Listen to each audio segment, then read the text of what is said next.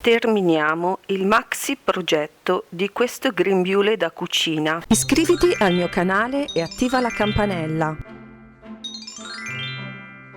Ciao, sono Elena. Oggi terminiamo di realizzare insieme il grembiule da lavoro. Benvenuti nella terza e ultima parte del tutorial come cucire un grembiule da cucina. I video precedenti li trovate nel link in alto. Puntare con gli spilli la cinturetta su entrambe le parti del grembiule partendo dal centro della vita e cucire i lati a filo. Puntare con gli spilli le tasche sulla parte davanti del grembiule e cucire a filo. Puntare e cucire le spalline a 2 cm dall'esterno della parte superiore del grembiule. Cucire a filo le spalline formando un quadrato.